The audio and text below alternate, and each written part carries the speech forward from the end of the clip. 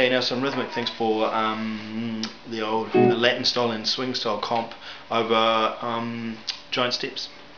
One thing I like to do is just know that feel first. So if you've got, I was told by a really nice Brazilian singer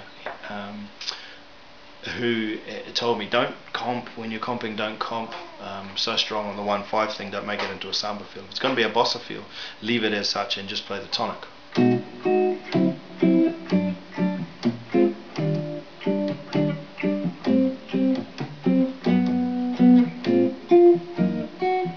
Oops, missed a chord, but there you go, you get the idea.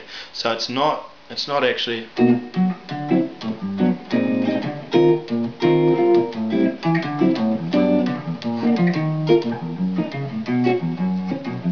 not so samba-y. This is a really hard song to give that example of. You can do it more of a beam tune, you know, say if you've got Howard sensitive.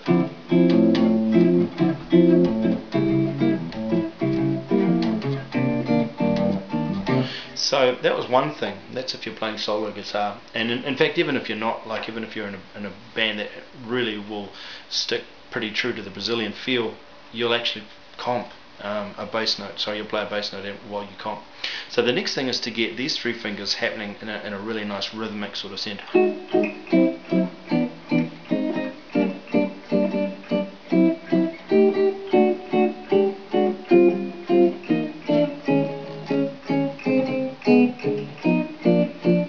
Add in the bass line.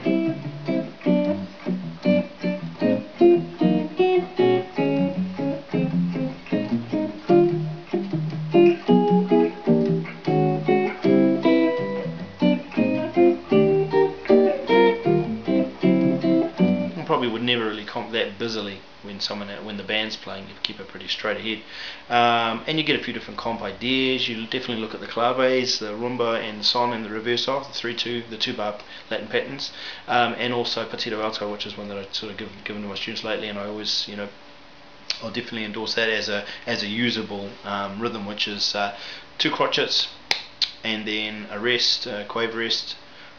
Or what is it? No, yeah, and then a crotchet rest, then a quaver rest, and then on the 4 and you play. So bar, that's the first bar. Second bar is so da da ba. That's the rhythm.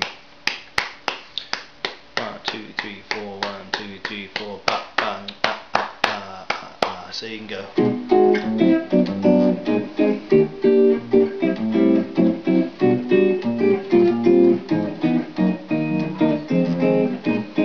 Play it true, or you can do variations of. And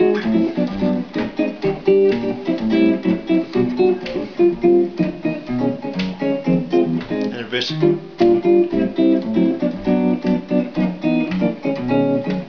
Where the 2 bars are flipped around. But anyway, that's some ideas for Latin comping. For swing rhythm, and that's just the basics of it, of course. What I actually do is probably a little bit more involved, because you're really trying to deal with placing notes on the back of the time without slowing down, rather than like in swing comping, especially when you're at tempo, faster tempos, you try and put on the front. Otherwise, that sort of gives the music a bad energy, if you know what I mean. Feels like it slows down. So when you're in a swing comp, and it just, again, this depends, you know, there's a couple of variations that you can do. If it's going by real fast, you probably, I mean, I like to play with my thumb because it gives it a softer sound, you know.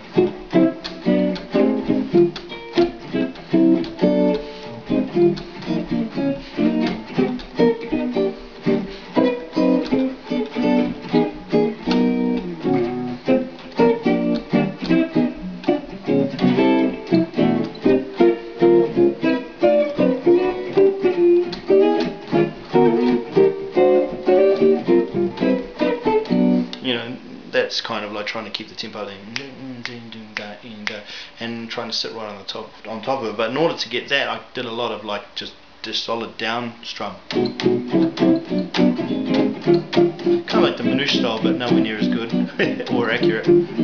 But just to give you that, just so really getting the crotchets, get the crotchets, and know how to comp on each of the beats as well. Like on beat 1 was pretty easy. Well, on this you'd probably have to get beats 1 and 3 because there's 2 beat changes.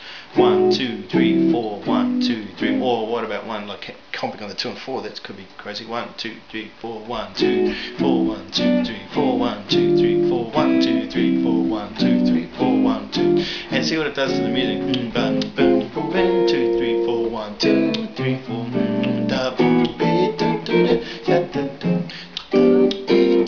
And do some offbeat stuff as well, and get into every corner of the bar with the swing fill.